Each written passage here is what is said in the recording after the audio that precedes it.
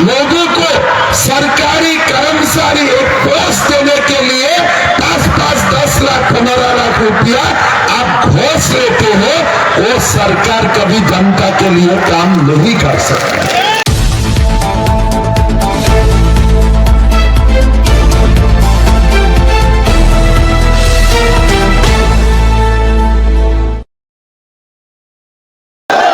সবার ভালো, আমার সঙ্গে বলেন ভারত মাতা কি, ভারত মাতা কি। নরেন্দ্র মোদী, নরেন্দ্র মোদী, অর্জুন সিং, অর্জুন সিং। আমি বাংলা ভালো করে বুঝতে পারি, কিন্তু বলার সময় কিছু ভুল হয়ে যাওয়ার সম্ভাবনা আছে, ওই জন্য আমি হিন্দিতে বলবো, ঠিক আছে। सभा में उपस्थित हमारे भाई और बैरकपुर की हमारे उम्मीदवार अर्जुन सिंह जी, जिला सभापति मनोज बनर्जी जी, हमारे बीच में उपस्थित हमारे विधायक पवन सिंह जी, मंच में उपस्थित हमारे नेतागण, भाइयों और बहनों, सबसे पहले मैं आप लोगों को नमन करता हूँ, वंदन करता हूँ। ये भूमि मंगल पांडे की भूमि है, ये भूमि बंकिम चंद्र चट्टोपाध्याय का भूमि है। मैं ये भूमि को भी नमन करता हूँ, वंदन करता हूँ। भाइयों और बहनों, हमने सबका बात सुना और आप लोग का बीच में जो उत्साह है, उमंग है, ये देख के मुझको ये 100% में कंफर्म हो कि अर्जुन सिंह जी बैरकपुर से जीतेगा ही जीतेगा, पक्का है, उसमें कोई संदेह नहीं है। बात है पश्चिम बांग्ला की, बात है भारत की। हमारे पहले हमको ये समझना चाहिए कि ये लोकसभा का चुनाव है।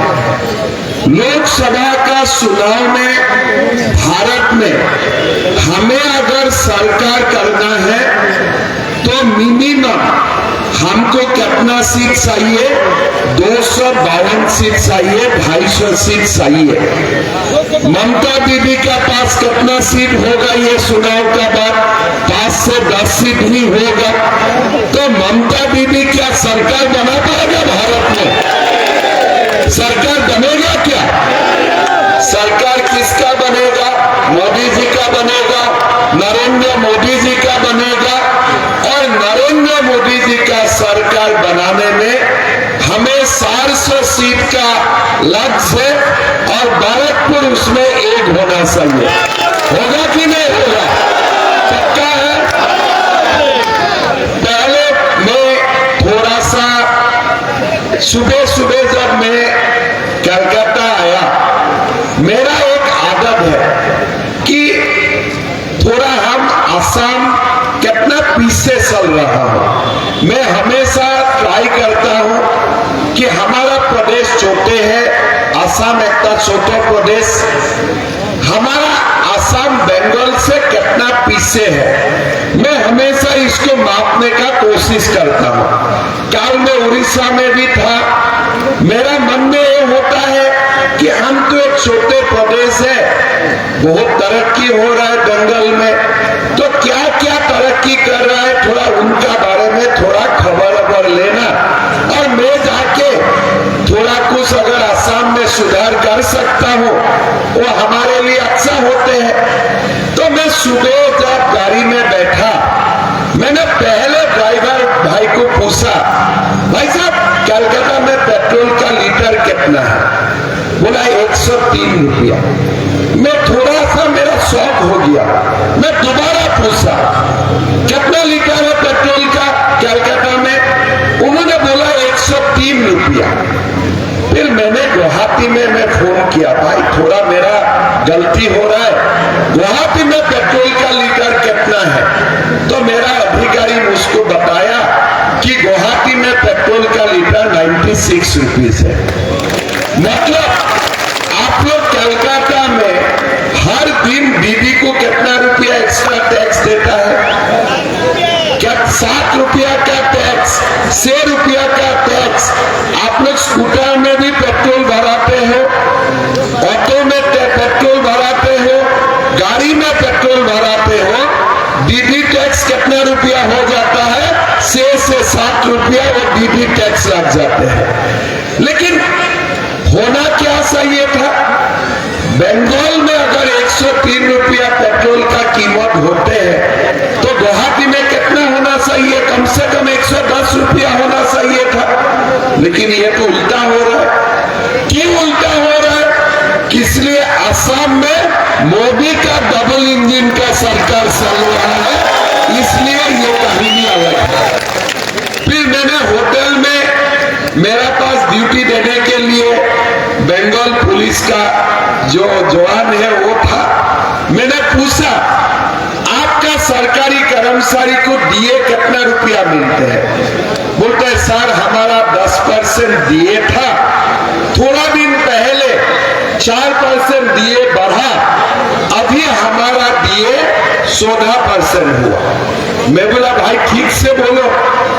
बोला नहीं, हमारा बंगाल का सरकारी कर्मचारी को डीए कितना रुपया का मिलता है? 13%। फिर असम में कितना मिल सकता है? आप लोग थोड़ा अंदाज लगाइए। असम में हमारा सरकारी कर्मचारी को डीए मिलता है 50%। कहां असम है, कहां असम है और कहां बंगाल है?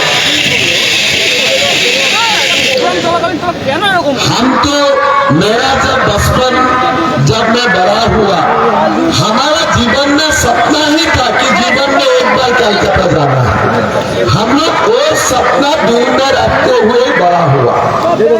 अभी जब मैं सुनता हूँ कि असम में सरकारी कर्मचारी को 50% डीए मिलता है और बंगाल का सरकारी कर्मचारी को खाली 14% डीए मिलता है, तो हम लोग क्या बोल सकता हो? इतना ही मैं बोल सकता हूँ कि पश्चिम बंगाल में बीजेपी का सरकार जल्दी जल्दी बनना चाहिए और पश्चिम बंगाल का सरकारी कर्मचारी को भी और जनता को भी न्याय मिलना चाहिए।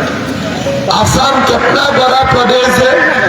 आज मेरा सीएम बनते 3 साल हुआ। एग्जैक्टली 3 साल पहले मैं सीएम का शपथ लिया था। जब मैं सीएम का शपथ लिया तो मोदी जी ने मुझको बोला था कि हेमंत, पहला साल में 1 लाख सरकारी कर्मचारी को जुड़ाऊ को नौकरी देना है, 1 लाख जुड़ाऊ को नौकरी देना है। तो बहुत बड़ा टारगेट है। असम एक बहुत ही छोटे प्रदेश है, 1 लाख लोगों को 1 साल में नौकरी देना मेरे लिए असंभव जैसा काम था। लेकिन मोदी जी का आशीर्वाद रहा और मैंने 1 साल में 1 लाख जुड़ाऊ को मैंने नौकरी देने का काम कंप्लीट किया। दीदी बोल सकता है कि असम का सीएम झूठ बोल के गया। आप लोग गूगल भी कीजिए और आप लोग कंप्यूटर भी देखिए। आप लोग कंप्यूटर कीजिए, what is the petrol price in Guwahati today and what is the petrol price in Calcutta today. ये तो कंप्यूटर में रहता है, गूगल में रहता है। मैं तो झूठ भी नहीं बोल सकता हूं। लेकिन 1 लाख का नौकरी हुआ, 30 साल भी उसमें 40,000 शिक्षक का नियुक्ति हुआ। एक भी हाई कोर्ट का केस भी नहीं हुआ, सुप्रीम कोर्ट का केस भी नहीं हुआ और मेरा असम का कोई मंत्री का घर से कोई नोट भी बरामद नहीं हुआ। या तो मैंने देखा टीवी में नोट का बंदिल का ऊपर ही बंदिल, और वो बंदिल कहां से किया था? वो बंदिल किससे कलेक्ट हुआ था? जिसका का घर में नौकरी भी नहीं है। किसी ने जमीन सेल करके, घर का जो जमीन है वो सेल करके पैसा दिया था नौकरी के लिए। किसी ने अपना माँ का ज्वेलरी बंधक रखते हुए वो पैसा गिरवी रखते हुए वो पैसा दिया था कि हमें नौकरी मिले। आज क्या हो रहा है? 23,000 युवाओं को नौकरी मिला, 30 करोड़ 50 करोड़ बरामद हुआ, और जो नौकरी भी मिला हाईकोर्ट भी बोल रहा है नौकरी खारिज कर दो, किसलिए वो नौकरी इलीगल है। तो दीदी, मैं अभी आपसे क्या सीखूं? अभी मैं ममता दीदी को पूछना चाहता हूं कि मैं बंगाल आया, क्या सीख के मैं अभी गुवाहाटी चला जाऊं? कुछ तो सीखने के लिए तो आपसे मुझको चाहिए। आप मेरा दीदी है, आपसे मैं क्या सीखूं? अभी मैं तृणमूल का पोस्टरिंग देखा कि द्रव्य मूल्य विरोधितार जन्य तृणमूल के भोट दिन। अरे डीबी टैक्स तो आप लगा के रखा है। आपके लिए पश्चिम बंगाल में सामान का सीजू का दाम ज्यादा है। अगर डीजल में आप आसाम से 3 रुपया ज्यादा उठाएगा और पेट्रोल में 7 रुपया ज्यादा उठाएगा, क्या सामान का दाम बंगाल में ज्यादा होगा, क्या आसाम में ज्यादा होगा? आप लोग बोलिए, ये किस लिए सामान का दाम ज्यादा है बंगाल में? किसलिए? इसमें तृणमूल टैक्स उठाता है। गुंडा टैक्स तो अलग बात है, सिंडिकेट तो अलग है। सीधा सीधी सरकार ही टैक्स उठा लेता है। और मैं सिंडिकेट वाला बात तो छोड़ ही देता हूँ, और मुझको बोलने का भी शोभा नहीं देगा और मुझको बोलना भी नहीं चाहिए। आप देखिए, आसाम जैसा एक छोटा प्रदेश 1 लाख नौकरी देता है, 1 रुपया का कंप्लेन भी नहीं होता है, हाईकोर्ट का केस भी नहीं होता है। लेकिन बंगाल जैसा बड़ा प्रदेश आप 23,000 नौकरी देते हो, उसमें भी 50 करोड़ आपका मंत्री का घर से बरामद होता है और नौकरी भी चला जाते हैं।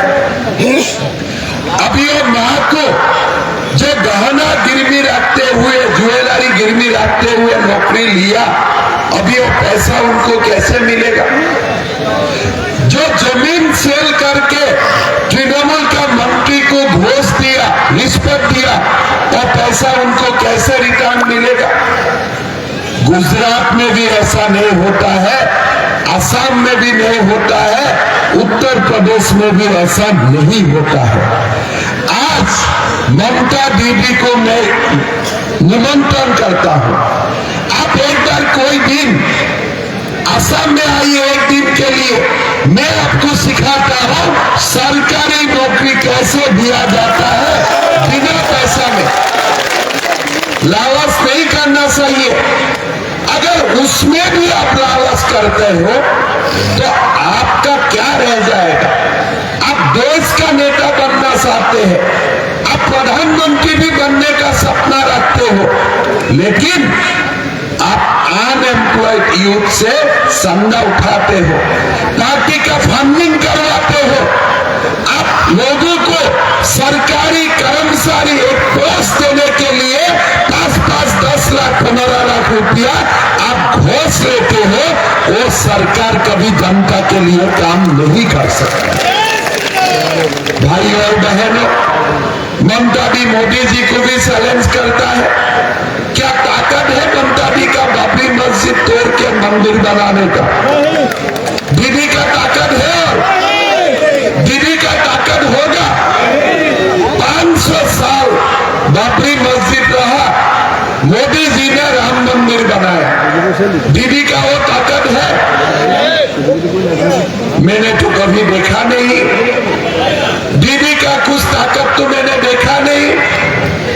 आज दीदी ने क्या किया? अपना जनता के ऊपर ही पुलिस का अत्याचार करो, गुंडाबाजी करो, अपना माँ और बहन को ऊपर संदेश तालिका तैयार करो, ऐसा ही आपका काम है। आप बंगाल का साथ, पश्चिम बंगाल का साथ आप न्याय नहीं कर रहा।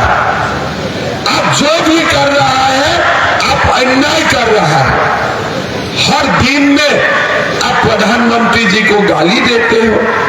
प्रधानमंत्री जी ने क्या नहीं किया भारत के लिए। भारत का गरीबों को वो बिना पैसा में अनाज देते हैं। भारत का गरीबों को क्या करता है, उन्होंने ट्रीटमेंट के लिए भारत का सारे लोगों को आयुष्मान भारत का सुविधा देते हैं।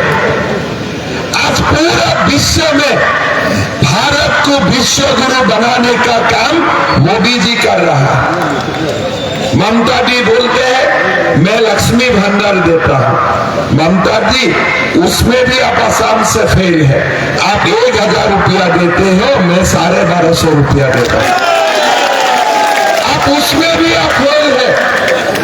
मेरा प्रदेश क्या है, छोटे प्रदेश है, लेकिन मैं आसाम में भी लक्ष्मी भंडार हर माताओं को 1250 रुपया देता हूं। बंगाल में तो कम से कम 2000 रुपया देना ही चाहिए था।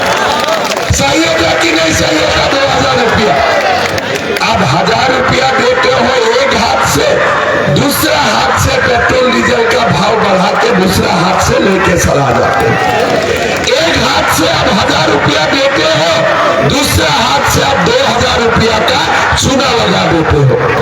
ये कैसा सरकार है? ऐसा सरकार चलाने का क्या फायदा है?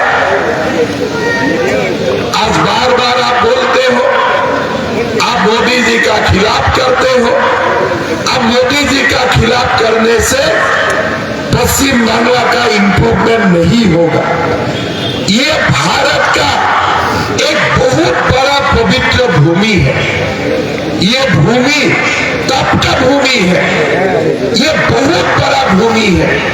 जब बंगाल में बीजेपी का सरकार बन जाएगा ना, साथ साथ भारत भी विश्व गुरु बन जाएगा। इसलिए पश्चिम बंगाल का पास इतना ताकत है।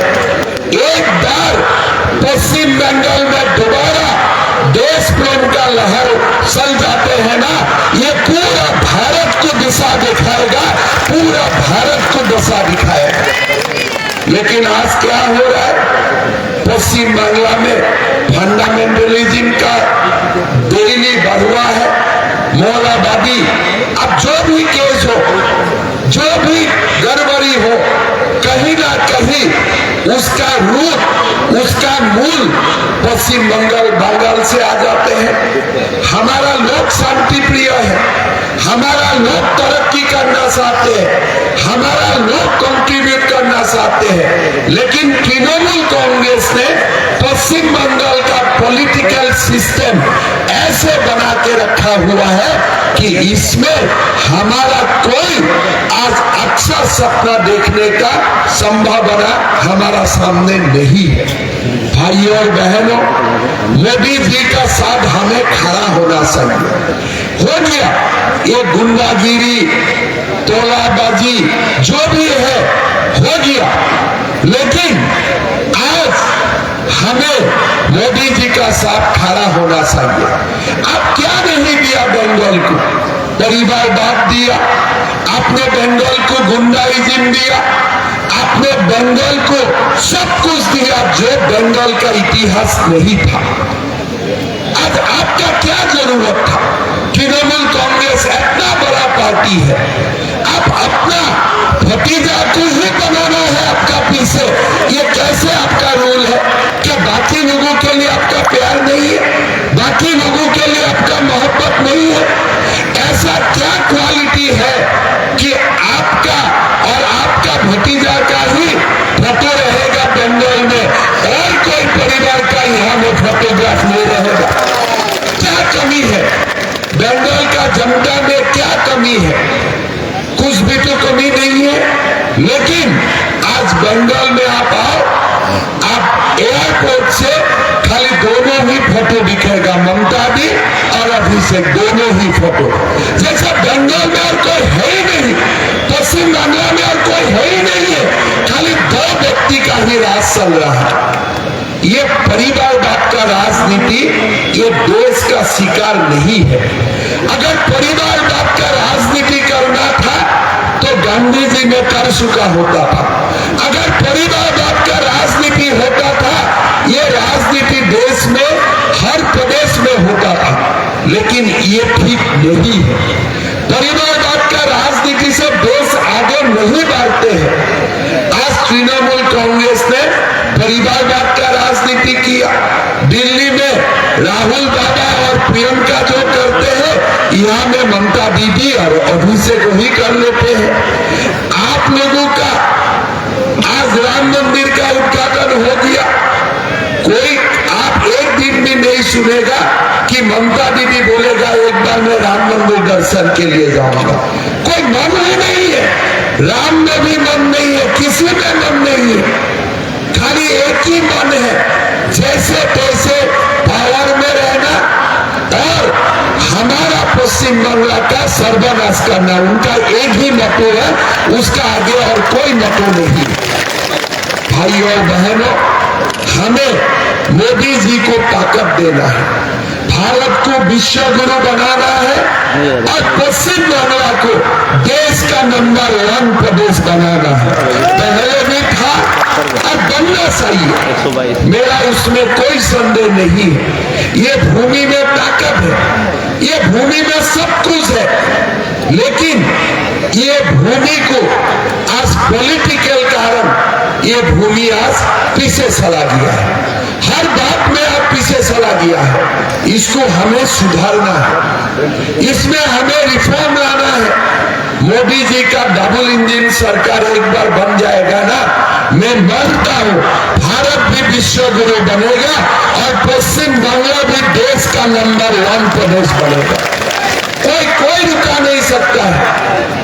एक शासन चाहिए, सुशासन चाहिए, एक गवर्नेंस चाहिए, एक गवर्नेंस चाहिए पश्चिम बांग्ला को। जैसे चल रहा है वो ठीक नहीं चल रहा है। अब हम लोग को बीजेपी वाला को अब बोल सकता है कि बीजेपी वाला हिंदू का सिवा कुछ नहीं समझता है। पहले मैं दीदी को बोलना चाहता हूं कि हमारा देश ही हिंदू का देश है। अगर देश में रहना है, हमें हिंदू बन के ही रहना सीखना चाहिए। हमारा देश का जो शुरुआत हुआ, ये देश का जो निर्माण हुआ, ये हिंदू ने ही ये देश का निर्माण किया है। अब कोई भी अब हिंदू का साथ आप नाइंसाफी करते हुए आप ये देश को आगे नहीं ले जा सकता। पाकिस्तान जब शुरुआत हुआ, पाकिस्तान एक फंडामेंटल कंट्री बना, मुसलमान देश बना, लेकिन भारत हिंदू देश क्यों नहीं बना? किसलिए? भारत का संविधान जो लोग लिखा था वो लोग हिंदू था और वो लोगों का मन में था कि भारत एक सेकुलर कंट्री होना चाहिए। अगर वो समय हिंदू डिसाइड करते थे कि भारत सेकुलर कंट्री नहीं होना चाहिए, हिंदू नेशन ही होना चाहिए था, भारत तब भी हिंदू राष्ट्र बन जाता था। लेकिन हिंदू सबको साथ लेकर चलना चाहते हैं। हिंदू ऐसा कोई धर्म नहीं है कि हम किसी को छोड़ के आगे जाना चाहता हूं, हम सबको लेके आगे जाना चाहता हूं। लेकिन अगर हर दिन आप बोलते रहेगा कि बीजेपी हिंदू है, क्या हिंदू होना कोई गुनाह की बात है क्या? भारत में हिंदू होना कोई गुनाह की बात है क्या? मैं दीदी को बोलना चाहता हूं, हिंदू होना देश में गुनाह की बात नहीं है। हिंदू होना गौरव का बात है, अहंकार का बात है, और वो बात हमको हमारा ध्यान में होना चाहिए। आपने आज जो भी किया, आज वेस्ट बंगाल का, असम का डेमोग्राफी हर दिन चेंज होते रहा।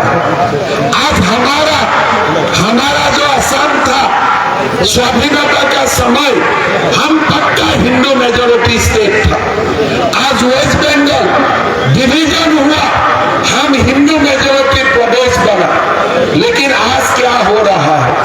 आज प्रधानमंत्री जी का जो इकोनॉमिक काउंसिल है, उनका रिपोर्ट निकाला कि स्वाधीन होने का बाद देश में 7% हिंदू कमा है और 45% मुसलमान बढ़ा है। हमें वो नहीं चाहिए। हमें सब कुछ बैलेंस करने सब करके हमें आगे बढ़ना है। हमारा किसी का ऊपर हमारा गुस्सा नहीं है, हम किसी का खिलाफ नहीं चाहिए, लेकिन हम इतना तो चाहते हो कि असम हो या बंगाल हो या गुजरात हो या यूपी हो, हमेशा ये हिंदू का देश बनते रहे, हिंदू का स्टेट बनते रहे और हिंदू सबको लेके हम लोग आगे चलेगा। हिंदू किसी को छोड़ के आगे नहीं चलता है, हिंदू सबको लेके आगे चलता है। भाई और बहनों, मोदी जी को हमें देश का प्रधानमंत्री बनाना है। हम लोग बोलता हूं कि आपका बार 400 पार। ममता जी पूछते हैं मोदी जी को 400 सीट क्यों चाहिए? मैं बताता हूं दीदी, हमें 400 सीट क्यों चाहिए। अभी तो हमने राम मंदिर का काम समाप्त किया, हमें तो आगे और भी कुछ करना है। हमारा तो काम समाप्त नहीं हुआ है। अभी भी हमारा काशी में हमें ज्ञानवापी मस्जिद का जगह में हमें मंदिर देखना है। हमारा आगे और भी काम है। हमें कृष्ण जन्मभूमि भी तो बनाना है, राम जन्मभूमि बना है, लेकिन हमें तो आगे जाके कृष्ण जन्मभूमि भी तो बनाना है। भाई और बहनों, हमें तो ये भी पक्का करना है कि राम लाला का प्राण प्रतिष्ठा हुआ है, लेकिन राम लाला का जगह में कभी भी दोबारा बाबरी मस्जिद ना बने, इसको भी तो हमें पक्का करना है। तो इसीलिए दीदी हमें 400 सीट चाहिए, पूरा 400 से ज्यादा ही चाहिए हमें। अगर आप दे सकता है तो वो भी दे दो। आपका खाते में जो 2-3 में इस बार मिलने वाला है वो भी हमें दे दो। हमें वो भी सीट चाहिए किसमें हमारा काम अधूरा है। खाली राम मंदिर से ही हमारा काम समाप्त नहीं होता है। हमें तो यूनिफॉर्म सिविल कोड भी लाना है, हमें तो यूसीसी भी लाना है, हमें तो कृष्ण जन्मभूमि भी बनाना है। हमारा बहुत कुछ काम बाकी है। आज आपने क्या किया? हमारा जब संविधान का शुरुआत होते थे, बाबा साहेब अम्बेडकर जी ने शेड्यूल कास्ट को रिजर्वेशन दिया, शेड्यूल ट्राइब को रिजर्वेशन दिया, ओबीसी को रिजर्वेशन दिया। लेकिन अभी क्या हो रहा है? कांग्रेस जहां है, आप कर्नाटक में जाइए, वेस्ट बंगाल में देखिए, ओबीसी का कोटे में अभी मुसलमान को भी रिजर्वेशन मिलता है। ये कैसा है? धर्म का आधार तो रिजर्वेशन नहीं हो सकता है। रिजर्वेशन मिलना चाहिए एसटी को, एससी को, ओबीसी को। इसीलिए हमें 400 से ऊपर सीट चाहिए। इसलिए हमें ये पक्का करना है कि ओबीसी रिजर्वेशन खाली हिंदू ओबीसी के लिए होना चाहिए। इसके लिए भी हमें 400 से ऊपर सीट चाहिए। अब हमें बोल सकता है हम कम्युनियल है, हम कैसे कम्युनियल है? अगर बाबा साहेब का सपना को कोई साकार करना चाहते हो, वो कैसे कम्युनियल हो सकता है? अगर भारत में कोई राम और कृष्ण का मंदिर बनाने का बात करता है, वो कैसे कम्युनियल बन सकता है? अगर मैं आसाम में कामाख्या का कॉरिडोर बनाना चाहता हूँ, आप लोग यहाँ में काली माँ का कॉरिडोर बनाना चाहते हैं, वो कम्युनियल नहीं होता है। ये भारत का सभ्यता को आगे बढ़ाने का बीड़ा उठाना काम होता है।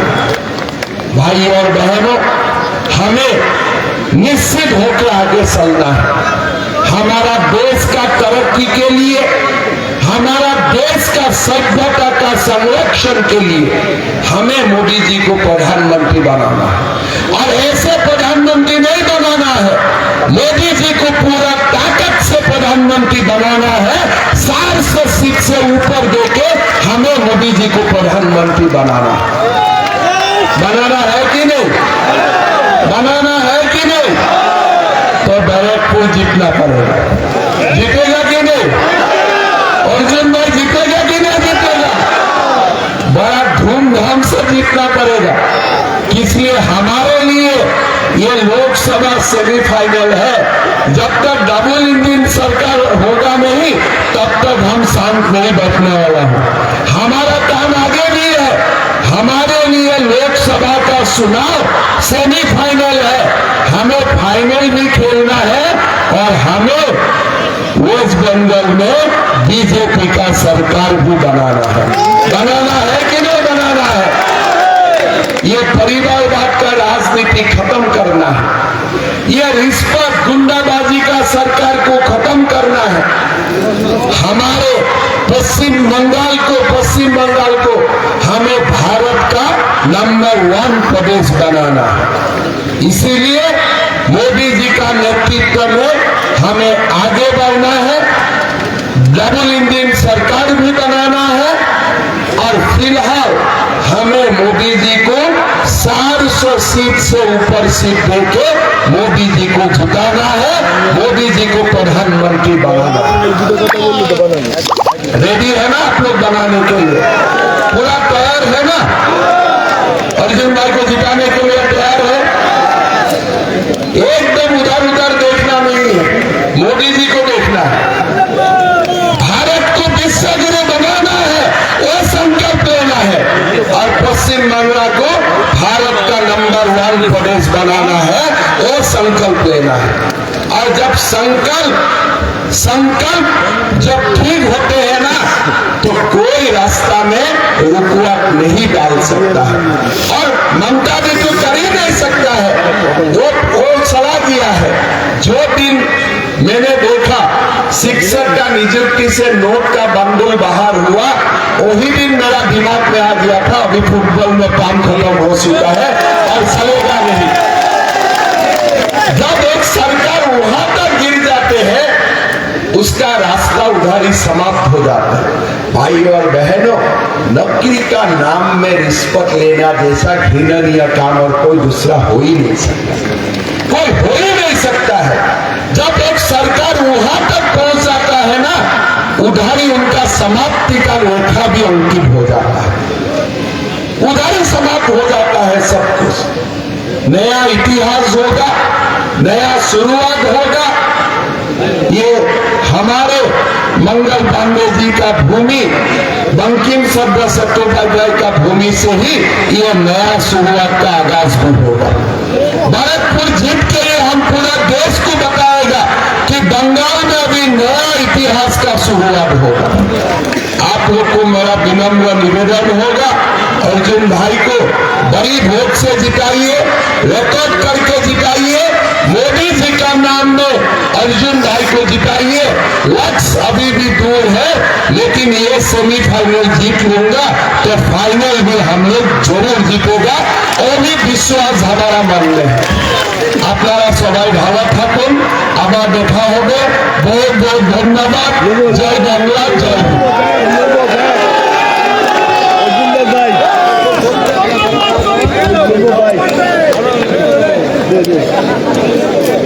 देखिए